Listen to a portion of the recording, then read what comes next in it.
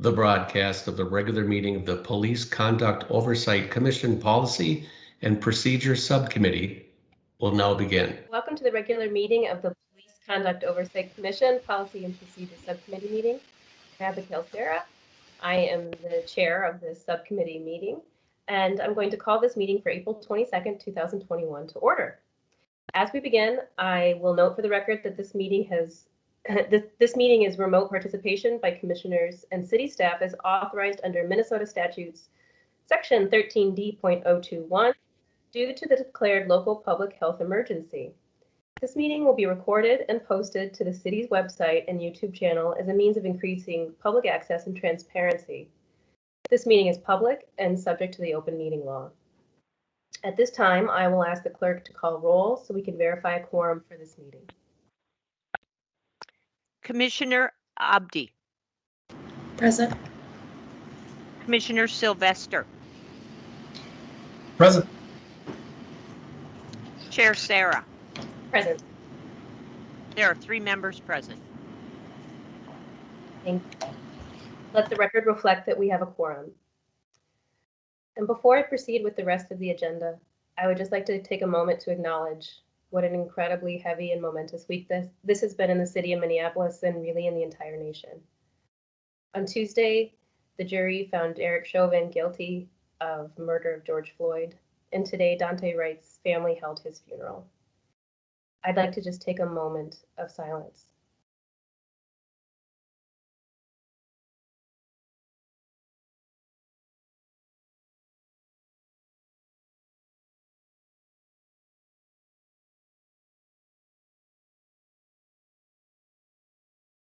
Thank you. With that, now we will proceed to our agenda, a copy of which has been posted for public access to the city's Legislative Information Management System, which is available at lims.minneapolismn.gov. The first motion is the adoption of the agenda. May I have a motion to adopt the agenda, please? So moved. Second? Second.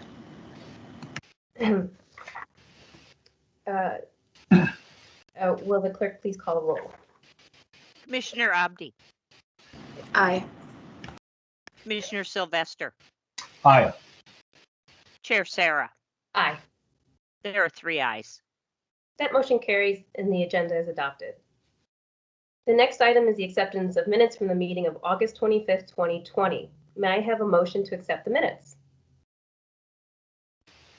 So moved. And second? I will second. Will the clerk please call the roll? Commissioner Abdi. Aye.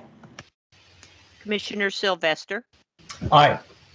Chair Sarah. Aye. There are 3 ayes. That motion carries and the minutes for the August 25th, 2020 meeting are accepted. The next order of business is the discussion of traffic stops and pretext stops by the Minneapolis Police Department.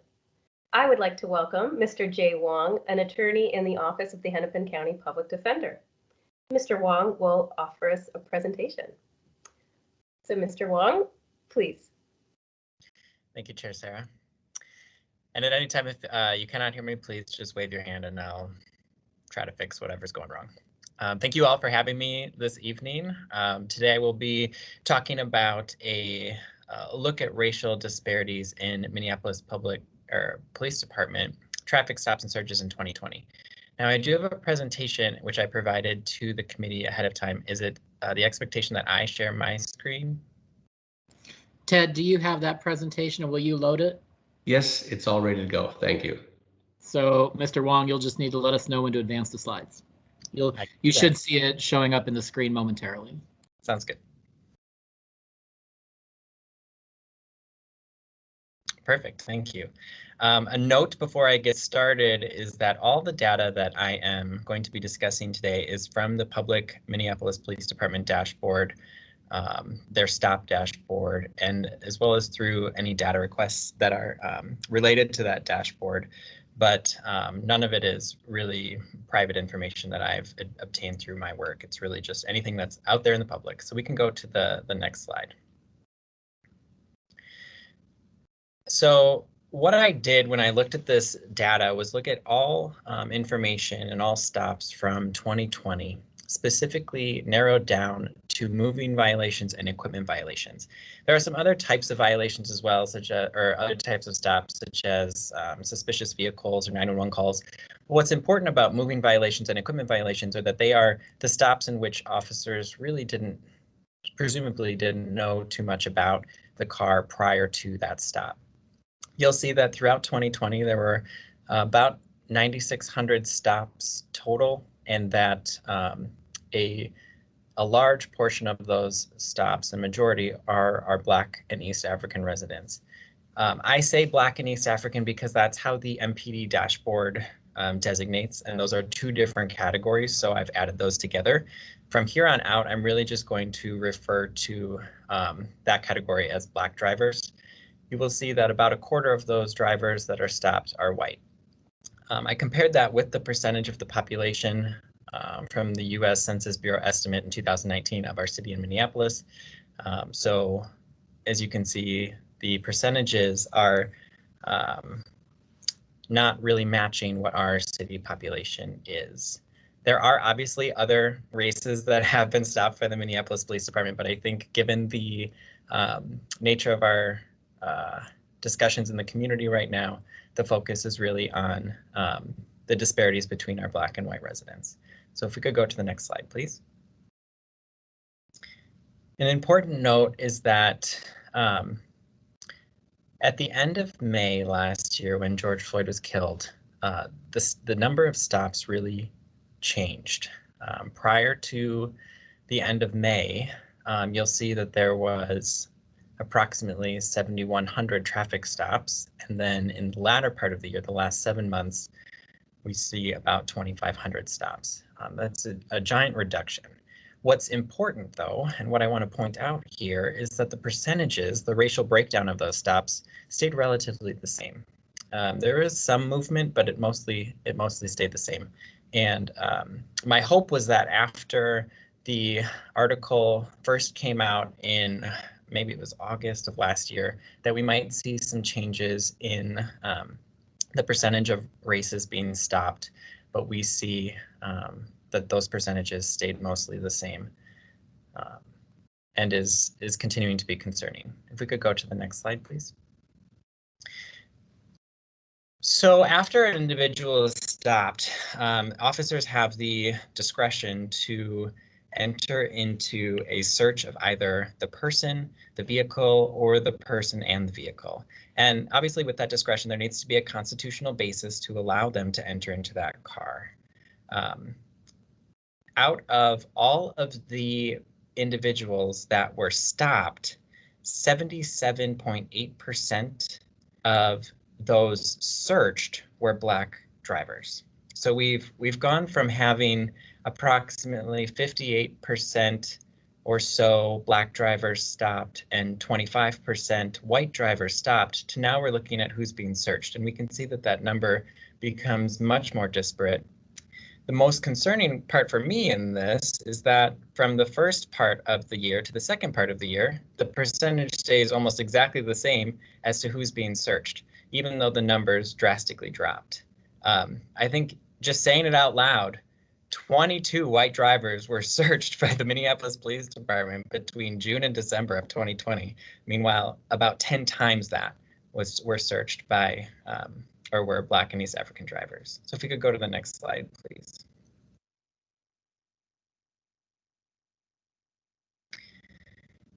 You might be wondering, well, perhaps the reason that Black drivers are being searched is because they're committing more crimes. But I have data that shows that that's not actually true. The number, so what I have here are the dispositions of the outcomes of the calls. I have advised all okay, which is generally a warning. As I read it, these drivers are leaving without citation, they're leaving without being arrested. My read is that these are the drivers that nothing is actually found once a search is initiated and completed. Booking is somebody that's arrested or taken into custody, tagged as a citation, just like a ticket, and then the person is allowed generally to drive off on their own. These numbers that I'm showing showing up on the screen here are percentages of drivers within the race group. So you see, for example, from January to May, Black drivers, there were 691 of them that were pulled over.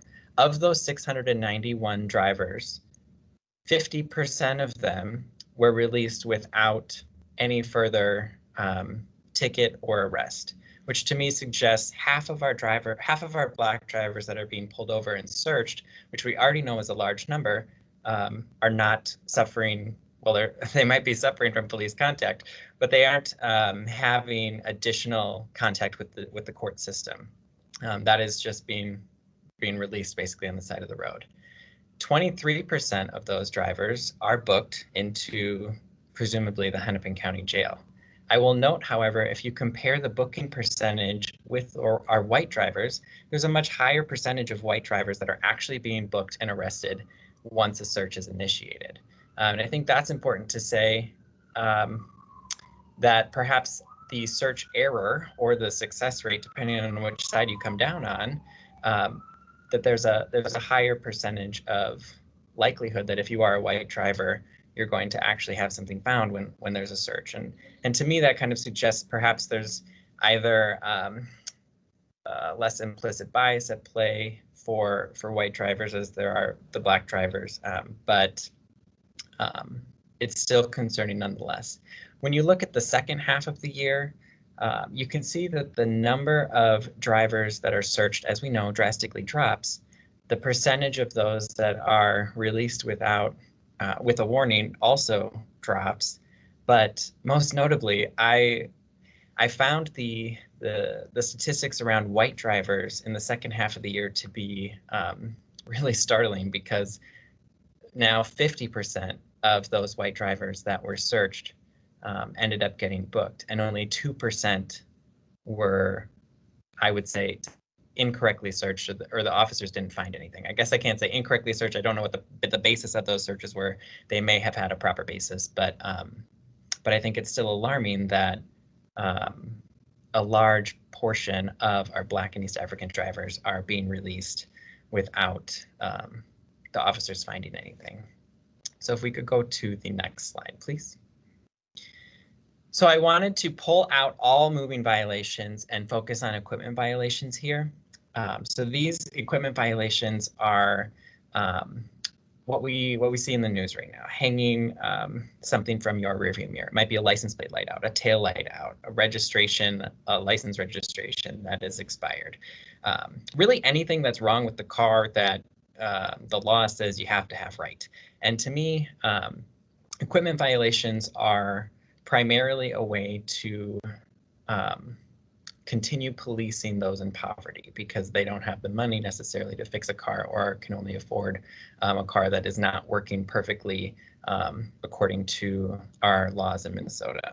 The laws in Minnesota allow for officers to stop anybody if there's probable cause of any of those equipment violations that I mentioned, as well as many more. You can see that there were 2,300 or so equipment violations in the first half of the year, and that dropped down drastically to 360 for the second half. But even still, we see the percentages, the disparate percentages of those stops between Black and white drivers. The same when it comes to searches after those equipment violations. That number actually goes up. So I see from this individuals that are stopped for say a license plate light out, or a wire hanging where it shouldn't be, or a loud muffler. Those individuals, four out of every 5 Black drivers that are stopped or 4 out of 5 Black drivers that are searched rather are Black drivers. So the numbers are just incredibly disparate, and I cannot bring enough attention to these. If we could go to the next slide, please. And so this is my last slide, and what I want to share here is that the outcomes for equipment violations actually seem to be the same when it comes to percentages across racial groups. And this, I just noticed this when I was putting this PowerPoint together, and it actually is a little bit surprising to me based on the disparate numbers across the board in all the other numbers that I'm seeing. But I think in this slide, I stop looking at the percentages and then move my eyes over to the actual numbers. We're talking 10 to 20 times more often that Black and East African drivers are getting searched after equipment violations than are white drivers. And I can say that there are probably a lot of reasons to get into and to stop white drivers, get into their cars and to stop white drivers in the city. But given the fact that it seems from the data that equipment violations are more closely tied to Black and East African residents, that more of them are being stopped, more of them are being searched, more of them are being released without anything.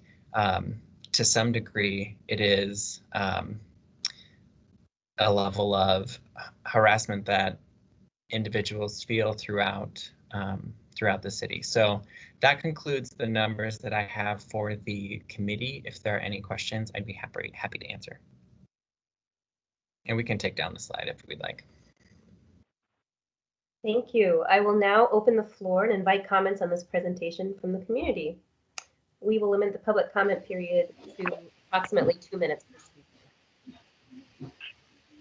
Please press *6 to unmute yourself and to state your name for the record.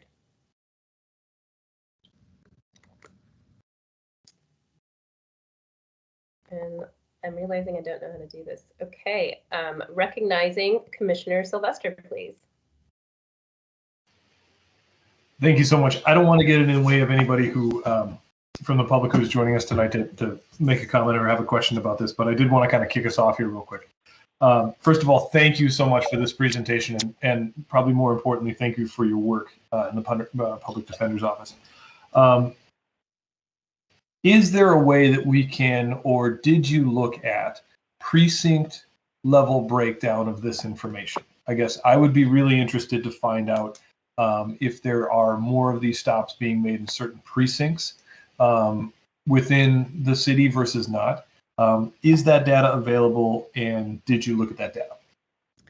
It is absolutely available. And the numbers are very clearly saying that in equipment violations, you are predominantly seeing those in the 4th precinct.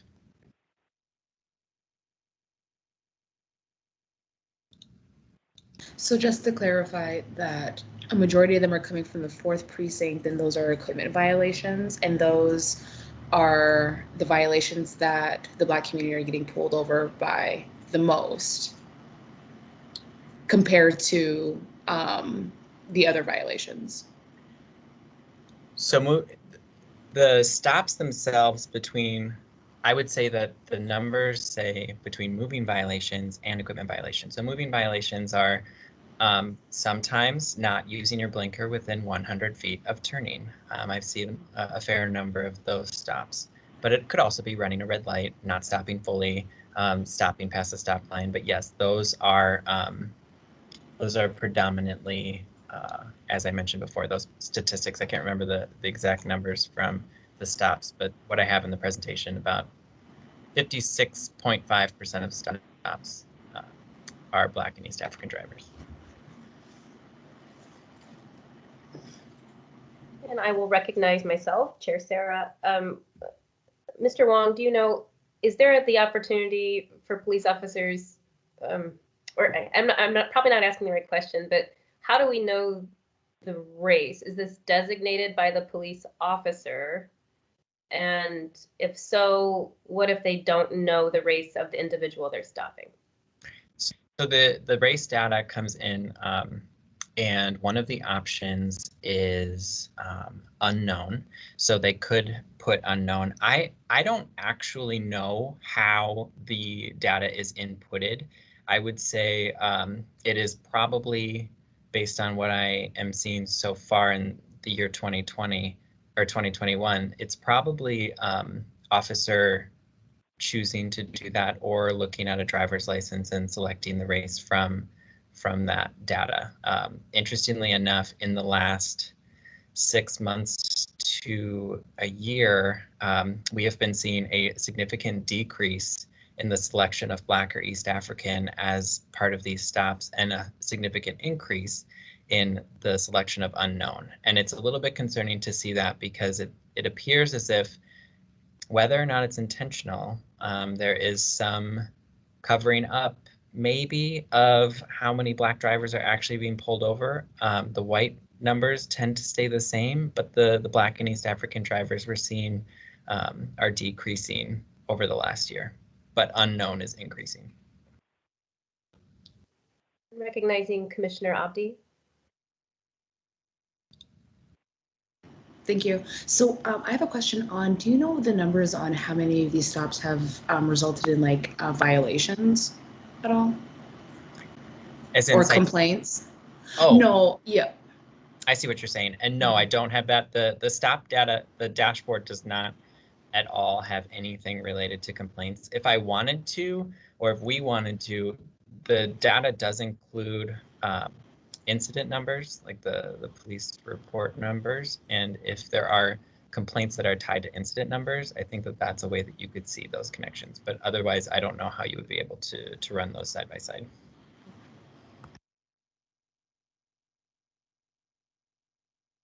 And recognizing myself, Chair Sarah, Mr. Wong, just, in your capacity as a public defender, if there's a citation or you're even booked for a traffic related offense, I mean, is that impactful to an individual, or could you maybe speak just to how that would impact the individual being cited or charged?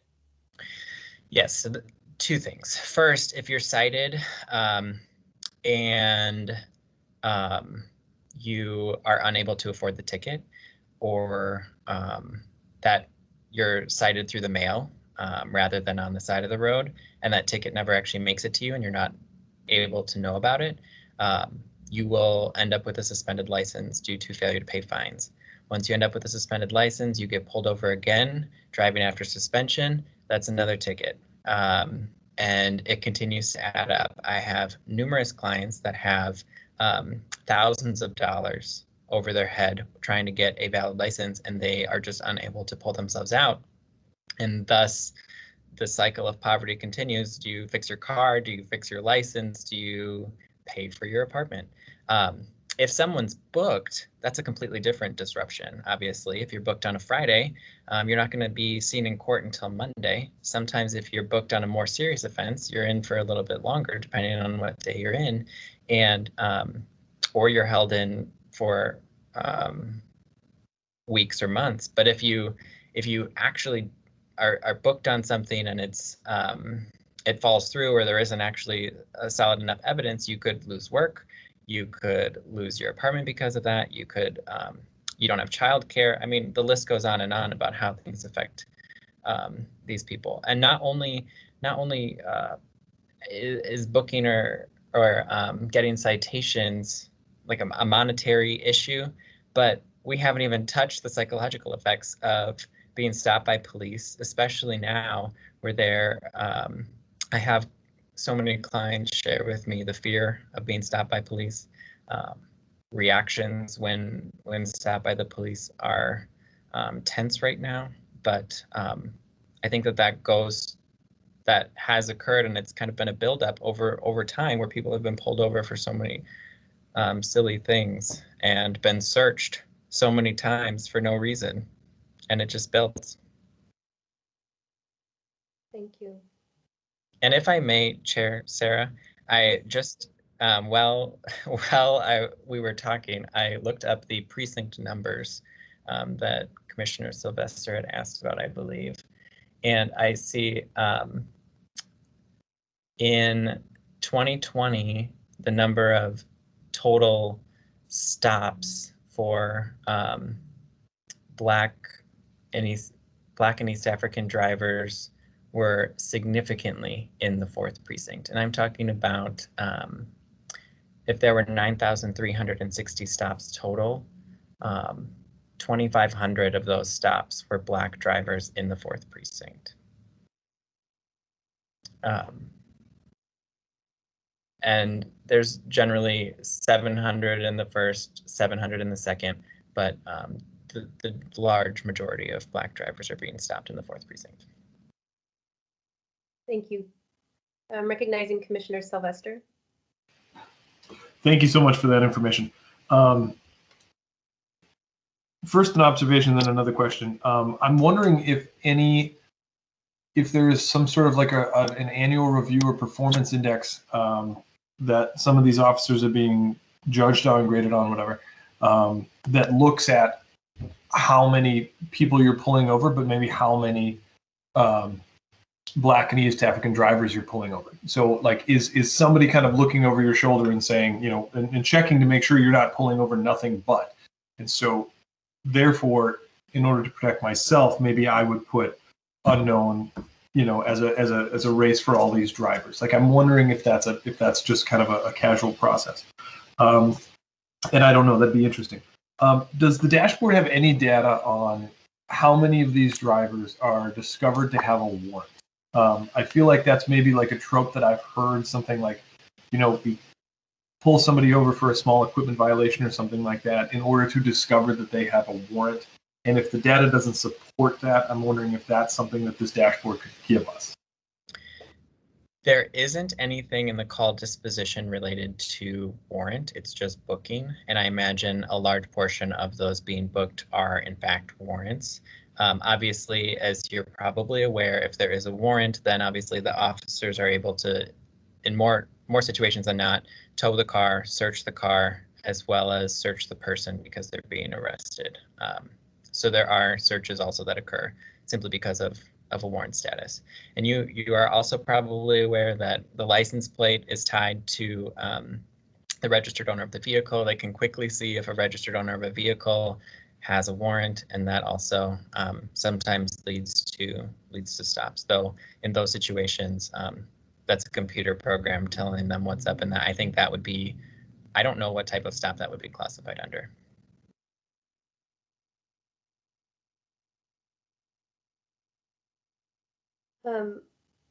Any member of the public, please press 6 to unmute yourself and to state your name for the record if you have any questions for Mr. Wong. Or general comment, excuse me. Hi, this is Dave. This is Dave Bicking, and thank you for that presentation. Those are very interesting statistics. I just had an unrelated comment, and I'm going to have to leave the meeting in 20 minutes for a grandkids school play. So I just, if you don't mind, your last meeting was canceled because you were talking about positional asphyxiation, and I wanted to say that seems a real stretch that the city attorney would give you that reason. I just wanted to check if that was the reason, because without dismissing the PCOC, not too many people listen into that compared to all the press conferences and all that the city does. It seems like more of a way to frustrate your work than any legitimate concern with tampering with the jury. So I hope that won't happen again and that you can get back to the positional asphyxiation. And thank you so much for all the links that you put on that agenda, and I appreciate that. That's all. Thanks for your work. Thank you, Mr. Bicking. Would anyone else like to speak? Please press *6 to unmute.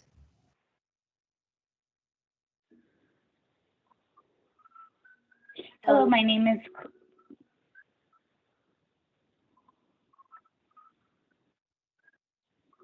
Please go ahead. I'm sorry to interrupt.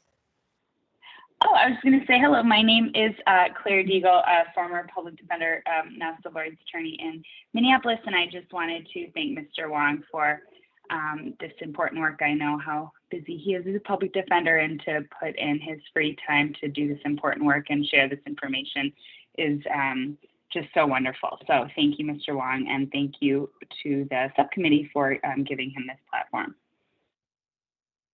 Thank you. Thanks, Ms. Deagle.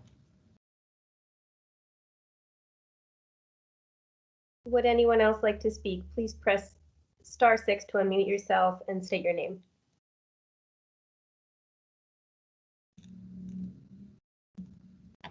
Okay, thank you to all who made public comment.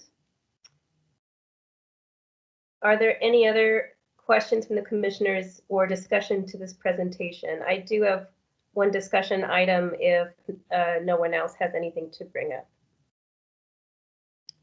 Very well. I will share my thoughts with the group. In hearing these staggering statistics from Mr. Wong and actually reading about them last year and then revisiting them now, it strikes me that the city really has to take some action. It's my personal opinion that we can't just kind of ignore it or push it aside, that we really must do something.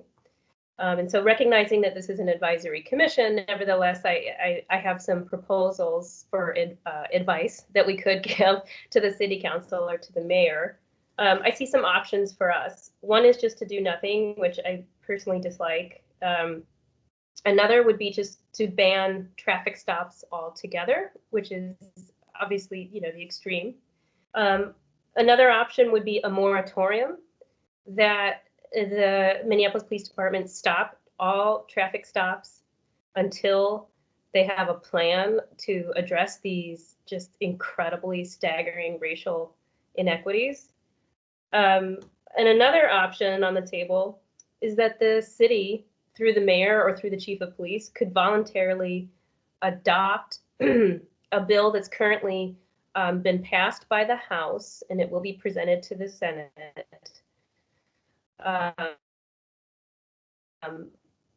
That bans limits all secondary stops for these limited issues around, the equipment violations, like the license plate light and that kind of thing. And it only allows those kind of stops in very limited circumstances, and it doesn't allow for citations unless other circumstances are present.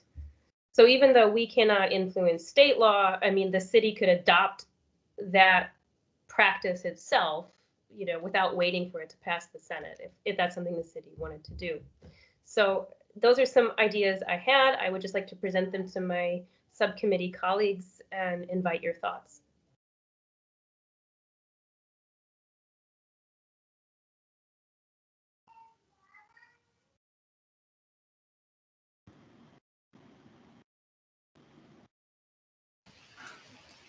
Well, I guess I'll go first. I agree that something definitely needs to be done. I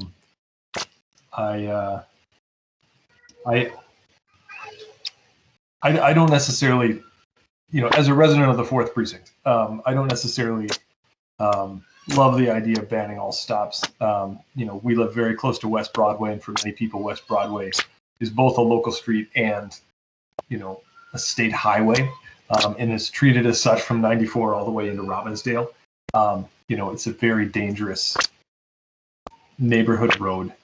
You know what I mean? As a cyclist in Minneapolis, if you put a trash bag over your passenger side window because somebody busts it out and you can't see me coming, I've had a number of instances where I've almost been hit because of those type of things that would maybe fall under equipment violations, right? Like that's a safety hazard. But criminalizing poverty doesn't get us absolutely anywhere. You know what I mean? So there has to be a balance between this. My city councilor, thankfully, Philippe Cunningham, is working on some pretty interesting pilot projects about alternative traffic enforcement. I think they're getting there. I don't think the initial plans are perfect, but they're definitely getting there. And Mr. Wong, if you don't have too much already on your plate, I really want to encourage you to continue to be involved in this work and dive a little deeper and hopefully stay with us on this work, especially here in the 4th precinct, because I think we have some pretty significant low-hanging fruit that we can go after as far as, bumpers, side panels, stuff hanging from your mirror, tail lights, headlights, that sort of thing, that we can really go after as far as kind of eliminating these things from, from the options to be pulled over for. So.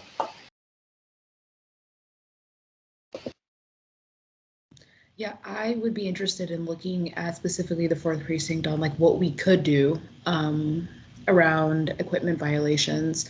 I do agree with Commissioner Sylvester. I don't feel comfortable with just completely abolishing traffic So that's because like I think like there are like some reasons on why those happened. But yeah, I am really interested in this. Thank you. Thank you both. And I'm in agreement. Just a complete ban is, that's obviously an extreme position. Just to address one point that Commissioner Sylvester made, that the bill that was passed in the House, which is vehicle equipment secondary offenses, it would still allow traffic stops for something that puts a human life in danger, like having a garbage bag over your window so that you cannot see out your window. That would still be permissible under the proposal. What would be prohibited is a stop based only on something dangling from your rearview mirror, which is not an issue, or let's see, the light over the license plate, or things of that nature. And so I guess what I see is sort of a middle ground that is reasonable to all the different concerns, bikers, pedestrians, drivers, people of color being targeted and harassed, is to suggest that the city voluntarily, elect to follow this bill that has passed the House and will be before the Senate. They already did the research, they already wrote it up, they already put in the appropriate limitations and so forth. So I would like to make a motion to the group that we bring that to the full commission for consideration and discussion, to offer advice to the mayor and the chief of police to voluntarily adopt that. Would anyone care to second my motion or to offer counterpoints? I will second that motion. Would the clerk kindly call roll, please? Commissioner Abdi, Aye. Commissioner Sylvester, Aye. Chair Sarah. Aye. There are 3 ayes. That motion passes. I will provide an update to the full commission. Thank you. And I think I have skipped something here. I believe that concludes our discussion of traffic and pretext stops. With that, and without objection, I will direct the clerk to receive and file this presentation from Mr. Jay Wong. Okay, hearing no objection. I don't believe there's any objection, Madam Clerk. No, thank you. Thank you. Will be done. Thank you so much, Mr. Wong. We all greatly appreciate your time and your service. Thank you. I appreciate it. The next order of business is a presentation from Councilmember Cam Gordon on a proposed police oversight ordinance. I'd like to welcome Councilmember Gordon if he has joined. I'm not able to see who exactly is calling in. I think I'm here. Can you see me and hear me? Yes. Okay, excellent. Welcome. Thank you. Thank you very much. Really appreciate being here, and I really appreciated getting to hear that presentation.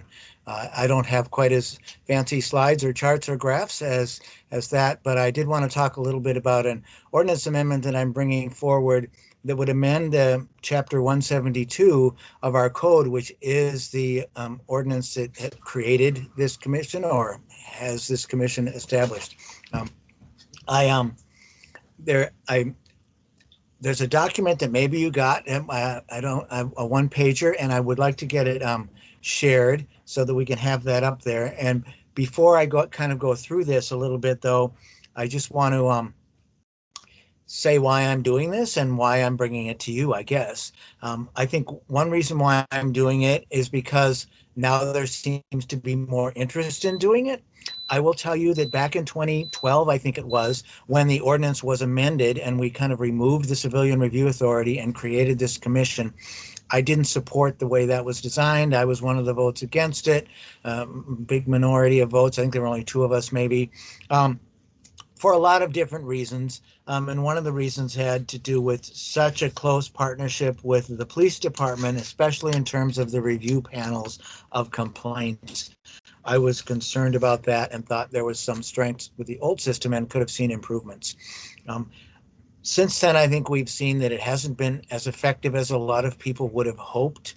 I think there were a couple newspaper articles recently that really highlighted it, maybe not all that recently, but since the killing of and the murder of George Floyd, we had a Star Tribune article.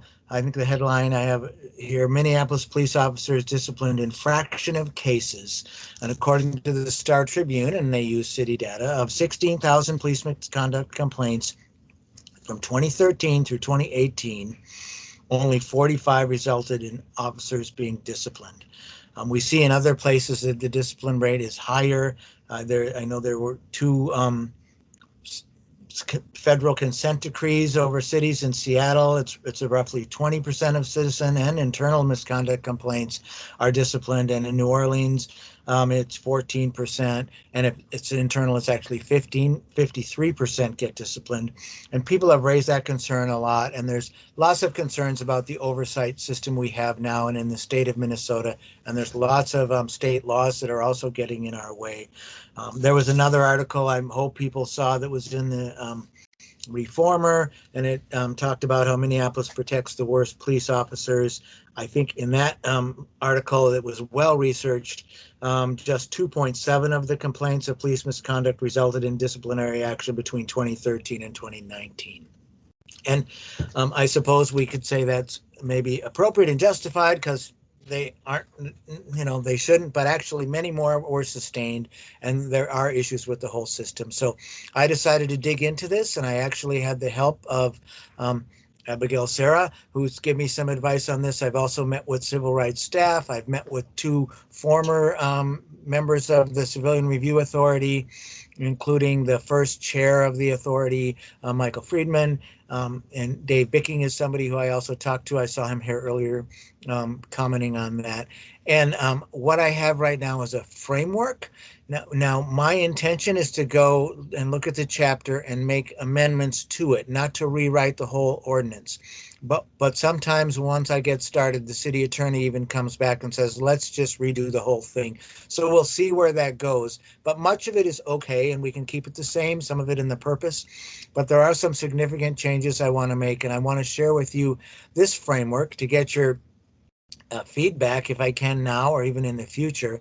But I'd also like to see if I could build a bit of a partnership with the Police Conduct Oversight Commission, and even see if you could help do some community engagement around this. I consider this such a big and important issue right now that we really need to do more outreach and have more community input, more engagement over, more eyes on this so that we can make the most of it.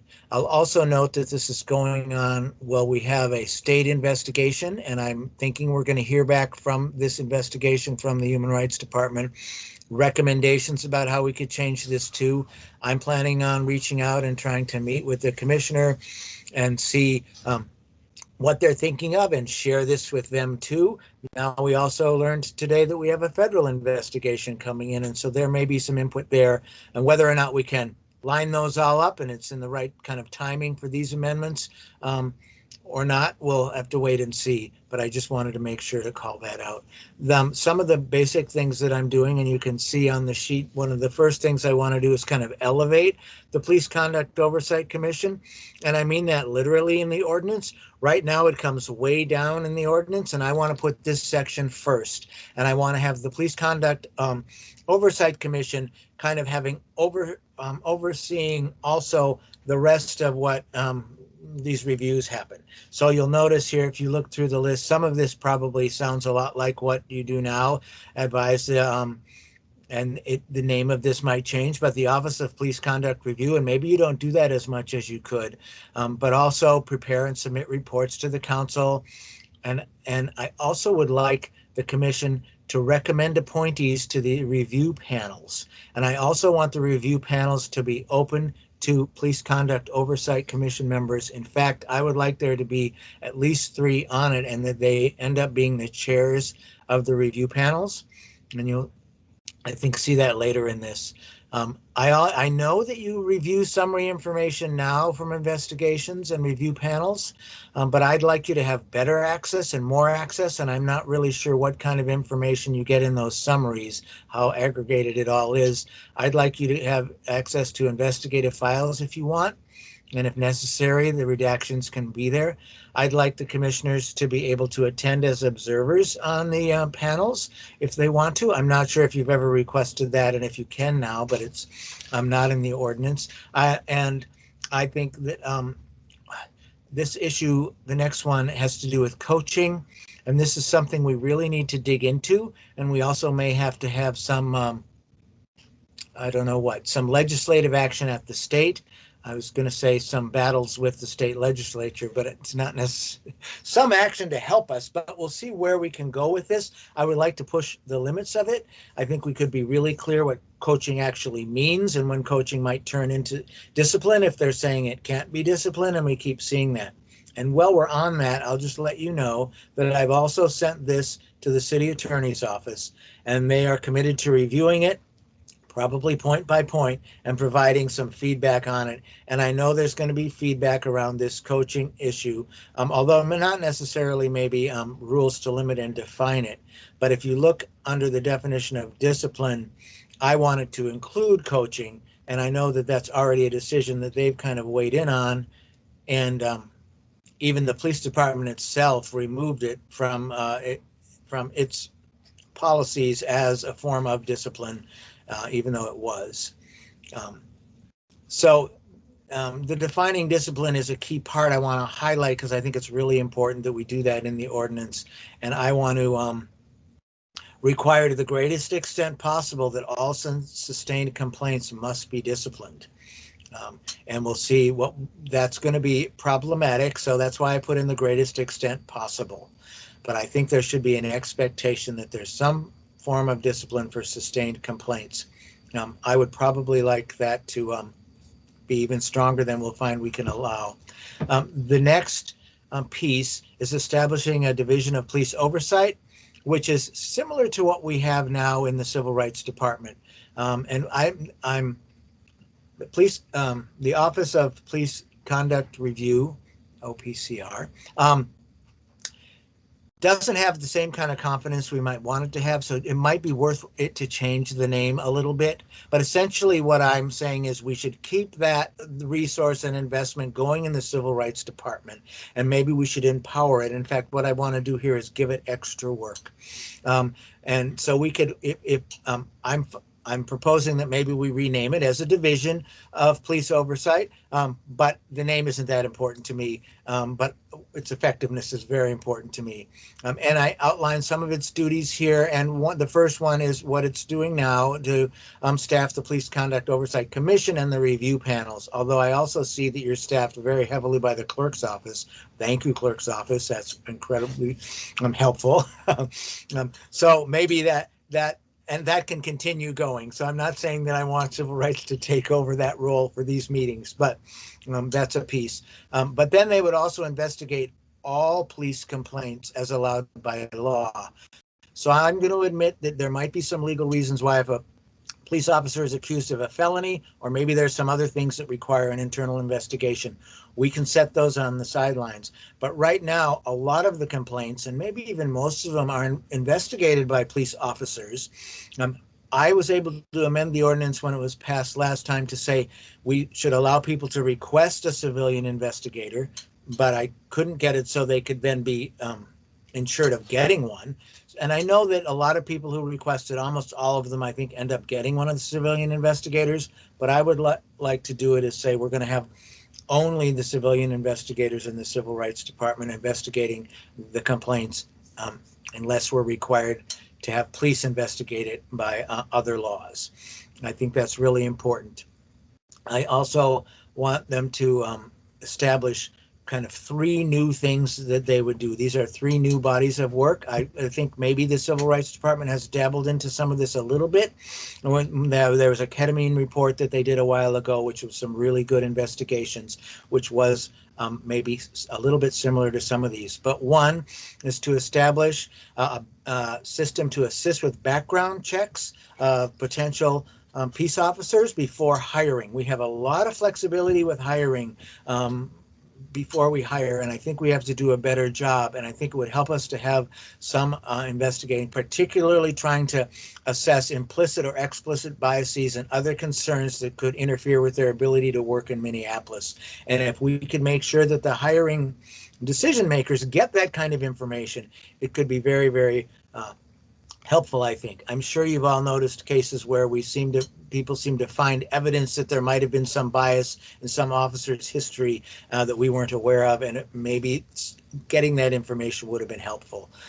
So that's one piece I'd like them to work on, and of course they'd have to help develop what they were actually looking for and how to interpret it. The second piece is to implement something that's had a variety of different names, an early warning system we used to call it, an early intervention system it's been called, but some way to do performance reviews regularly of police officers or peace officers who are licensed, so we can identify those that might need some extra training, maybe some special assignments, maybe some restricted work, and maybe some direction to get out of it. I just got a little echo. I don't know if you can hear that. So there, it seems to, okay. That I think is important, and that will also have to be defined. To me, I'm thinking of it as more than some software program that would make these alerts as data got entered. It would actually be reviewing information, reviewing complaints, and those kinds of things. And I think the Civil Rights Department has the capacity to do that now and do it in a way that honors all the privacy that it should and would keep that information private. The third thing that is a little different would be establish and maintain a system for conducting use of force reviews. I think this could be very helpful, and it's been called out in a few other areas. I know that according to what I've been told from city staff, Internal Affairs does these fairly regularly, but of course I don't get any information about the outcome of those, and others don't either. I think it would be helpful if Civil Rights could do that, and that might actually feed into the an early warning system or some good advice for policy changes too if they see problems. And I've kind of said this earlier, but I think that current police officers cannot be allowed to conduct the investigations for the department. And this last piece, I also think is really important, and it's come up in several conversations, that the city should provide the division with some outside counsel, to legal counsel to avoid formal or informal conflicts with the city attorney's office. Now, this could potentially be employees and attorneys within the Civil Rights Department. I'm open to that as well, but this is the way it's worded in the framework right now, and maybe having outside counsel would be better. But I think there can be kind of a conflict of interest.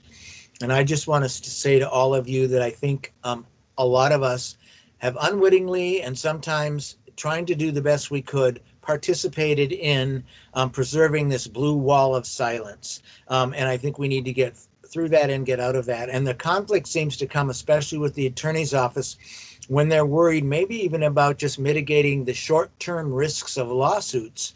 And there's a different motivation there that I don't think we want to be the motivation in terms of investigating complaints. One of the things that's happened with a lot of our complaints, especially when we were relying on coaching, it's kept all the information private. And that's just kind of helping, I think, strengthen this blue wall of silence. And I'm concerned that coaching has become a tool and other things have become tools for just keeping things hidden. And I think we need to just shine the light on what's going on and as much as we possibly can and open the doors so we can be aware of it.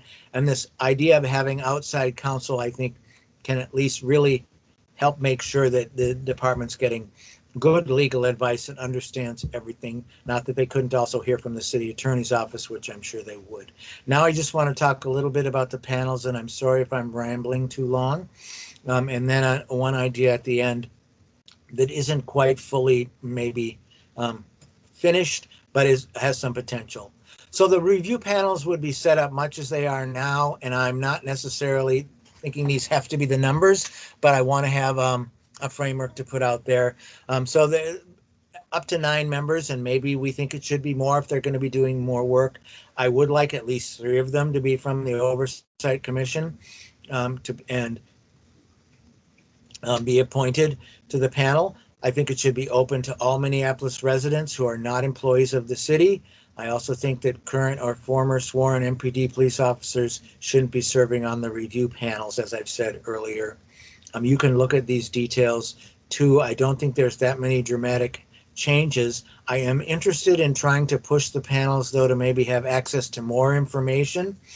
I think there may be even now some wiggle room so that if they requested to see physical evidence or to interview a staff person or officer, they could. Typically, they don't now, is my understanding from talking to staff, but they can say, we want more information.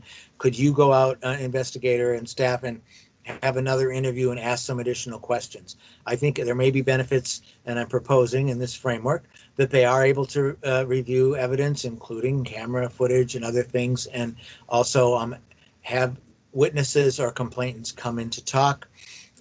I think the panel then determines if a complaint has merit and should be sustained, and will make a recommendation. And I think the recommendation should actually go to the mayor, not just to the police chief, especially if the charter stays as it is, or only if it stays as it is, I guess, because the mayor is the one that's responsible for discipline, and he can certainly see the recommendations, he or she, and send them right to the chief or some other entities within the department as he or she sees fit to help finish the recommendation about it. But I think it would be really good if mayors see this and get that recommendation. I also want complaints to be anonymous. It's a little unclear to me if they can be now. Typically, people are required to sign a complaint before it will be considered complete and taken in. I think we need to have room for anonymous complaints. I know people will be worried about frivolous complaints, but investigators can be responsible for trying to investigate those just like they would a signed complaint to find out what kind of, merit it has and if they can substantiate it. I also think staff within the division should be able to initiate complaints, and I believe they can now, and maybe we should think about that more. And of course, I would be fine if police officers themselves wanted to initiate complaints as well about fellow officers if they felt there was something that warranted it. And I think they should, and should probably be rewarded for doing so. And then I just have a point here about all public information should be provided to the public online if requested and in a printed format. We need to get better at that, and I know we're trying to. Now, the last thing offers an alternative, and this doesn't necessarily make much sense unless we're already in agreement that discipline of all sustained complaints is going to happen. But this offers some leverage, and maybe it could only be something that could be offered at a lower level kind of a offense complaint. But it's the idea of having a restorative justice process that could be held in lieu of an investigation if everybody agreed to it. It wouldn't be a mediation, but it would be a restorative justice process.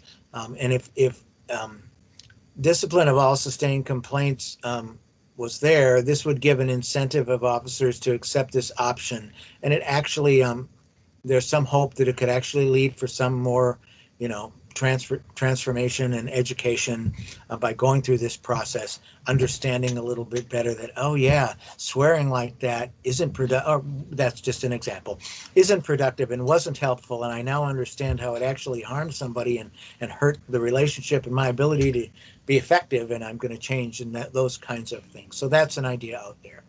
And that's, I guess I'll let you know that I'm planning on taking this framework and sharing it more broadly. I already am. I'm sharing it with my colleagues. It will probably be available now broadly to the press and others, since I've taken it to you folks too. It's very public. And I'm going to go on and continue meeting. I'm interested in hearing if you think there are particular groups that maybe I should go and set up a meeting with. I have met with NAACP of Minneapolis and want to bring it back through their committee process a little bit. I'm also planning on reaching out to the ACLU, maybe to Isaiah, Communities United Against Police Brutality, and of course they've been informed a little bit with Dave Bicking helping with this work along the way. And like I mentioned earlier with Commissioner Lazaro, just to be informed of what's going on. I would also like to do a larger community engagement meeting, and quite frankly, I would be interested in seeing if the commission would like to, or maybe even do a couple. I know in the past when we were able to have a very robust conversation about tasers, for example, and this was a long time ago. There was at least a north side and a south side community meeting, and I'm not quite sure how we'll do community meetings in this day and age in the pandemic. They could be virtual, and maybe that geographic, geography isn't as important, but nevertheless, I'm planning on doing one at the end of May, which will no doubt be virtual Zoom meeting. And if the commission had time and wanted to co-sponsor and facilitate that, that would be fantastic. I know that the department civil rights director is committed to being there to listen, and I'd like other folks to come and listen and be part of it in that way too. So you, this entire panel and everybody listening would be invited to come and listen and participate. But I guess I'm offering and letting you know that I am wide open to collaborating more and doing more with you. And I'm even open to you going ahead and taking this and saying, we're going to hold some meetings on it. And if you want to come, council member, you can listen. So we can do it however it works. Thank you so much, Councilmember Gordon. This is fantastic. We appreciate your support and your thoughtfulness. I will now open the floor and invite comments from the community. We will limit the public comment period for no more than 2 minutes per speaker. Reminder to please press *6 to unmute yourself and state your name for the record.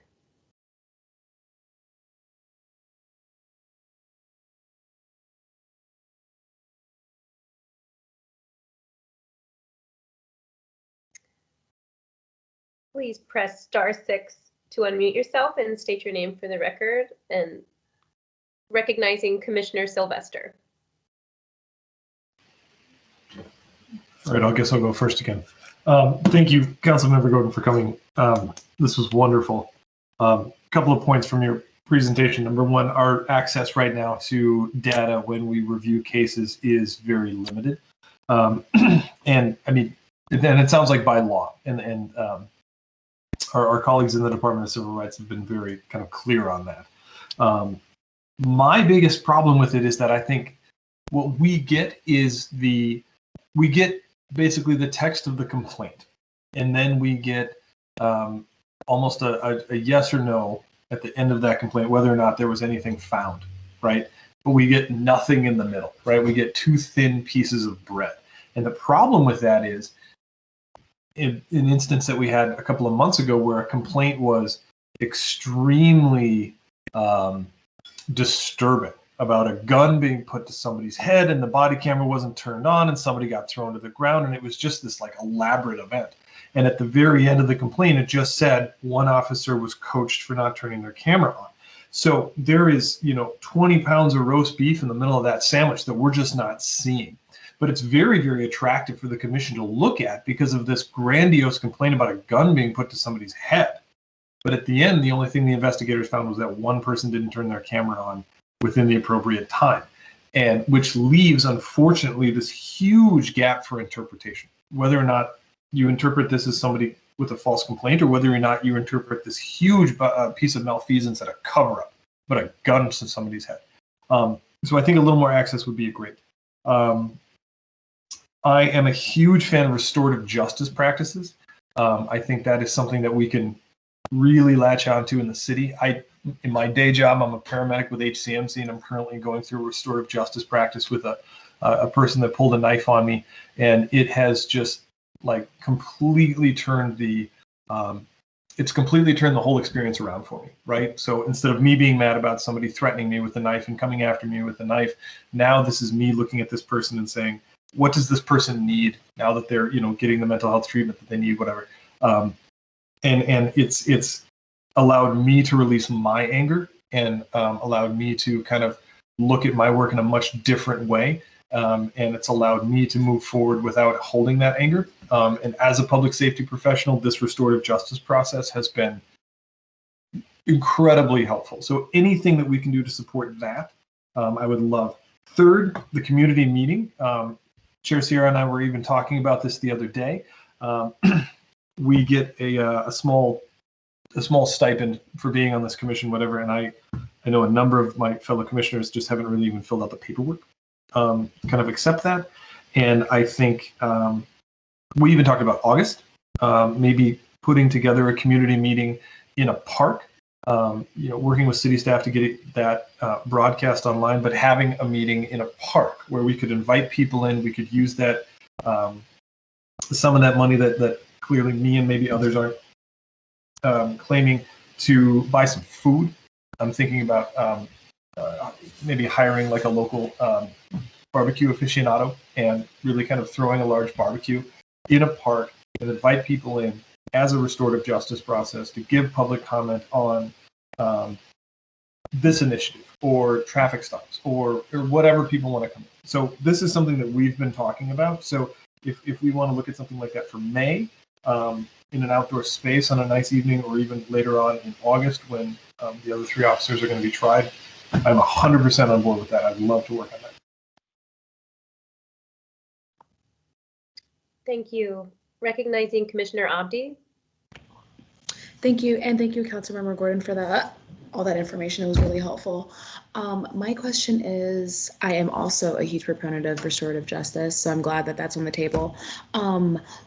My question is, why isn't there a mediation process? Because I feel like that's like really where like the healing, like by having those conversations. So like, is there like a reason on why it's not going to be like a mediation process? Like, what does that look like? So my understanding, and I got this advice from a lawyer, I think maybe retired, that you didn't want to call it mediation because sometimes when it's mediation, that means somebody listens to both sides and then makes a decision. Okay. So we wanted to call it restorative justice because that made it seem like it's a process that both people buy into. But there's still going to be that that interaction between the two parties still. Yes, I think that's the whole plan. And as I said, it's kind of a little bit half baked at this point, and that's would be a whole new section of the ordinance that we'd have to develop more carefully. But yeah, but I think at least that's what I think Michael was thinking of, that calling it mediation will make people think it's more of a legal process, and it can't just be that. Mm-hmm. Thank you. Recognizing myself, Chair Sarah, I'd just like to say, Councilmember Gordon, thank you so much. And that NACOL does have a sort of guidelines for independent police oversight. And I provided just sort of a one-page document with this agenda. And in my opinion, the framework that you are proposing is totally consistent with that, those guidelines and suggesting independence and all that kind of thing. So thank you, and just offering that thought. And again, if anyone else would like to speak, please hit *6 to unmute yourself and state your name.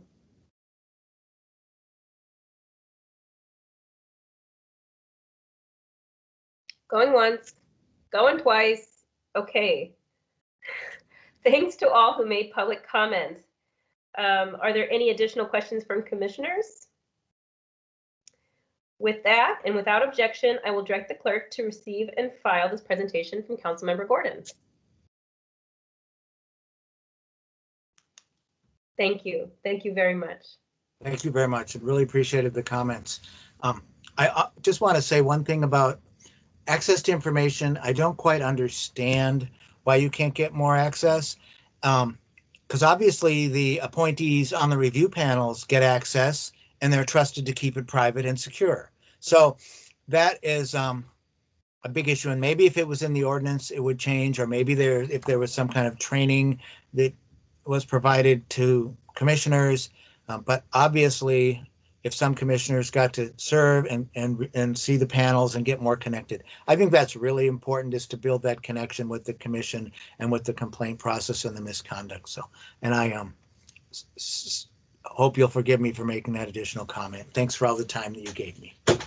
Absolutely, and that's very welcome. Thank you. Okay, next order of business is the acceptance of public comments, just general. I will open the floor and invite comments from the community for any old thing.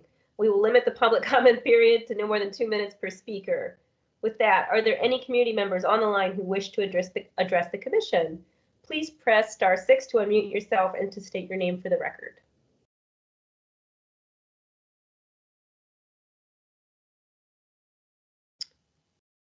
Going once, going twice. Okay, with that, we've concluded all items on our agenda for this meeting. Seeing no further business to come before us, and without objection, I will declare this meeting adjourned. And I would just like to say thank you to everyone who attended and to all the guest speakers. We haven't met since August, and it feels so good to get back to work, and I'm so honored to be here on this commission. Thank you.